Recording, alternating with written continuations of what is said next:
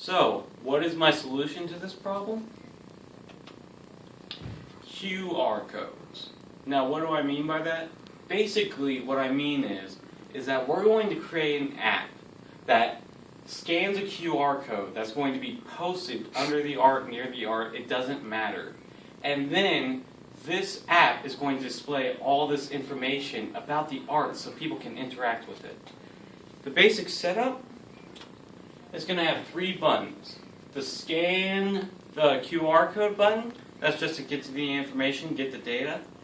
The listen button. Now this button is special because what it'll do is it'll allow people to listen to the audio of the text with headphones as soon as they press the button.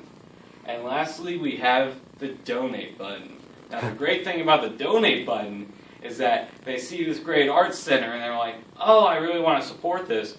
So they click the donate button and it's a link to the Community Arts Center donation page. Now what is my solution to this problem? My solution is QR codes. Now what do I mean by this? Because you guys have had problems with QR codes in the past, but this is going to be better.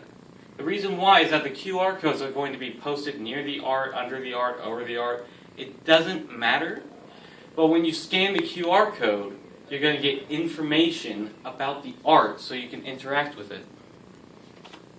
Here's going to be the basic setup of the app. We got the record button. Fuck. Now, what is my solution to the problem of interacting with art?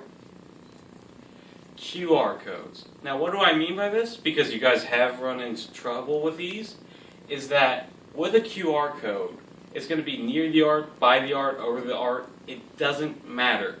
But what it's going to do is that when you scan it, it's going to give you information on the art, backstory on the art, so people will interact with it.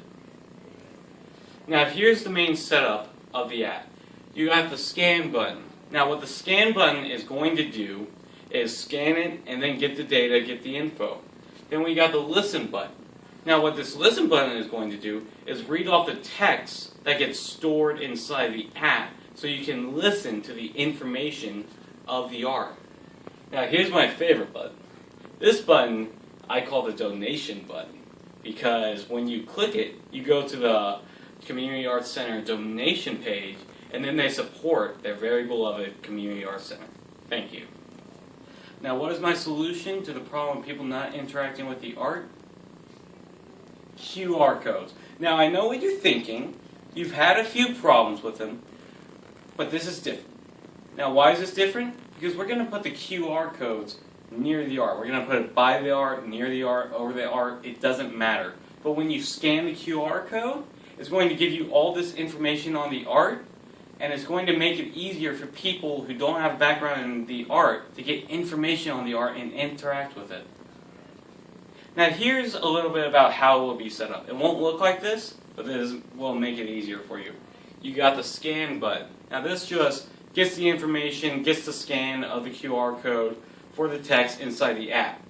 You got the listen button. Now what the listen button does is that it plays the text as audio so you can listen to the information about the art for people who can't read the tiny phone text. And lastly, we got my favorite button. Now this button is the money button. Now why is it the money button? Because when you click it, it goes to the Community Arts Center donation page and then they donate and give you money. It was so great it had to pop out early. Thank you.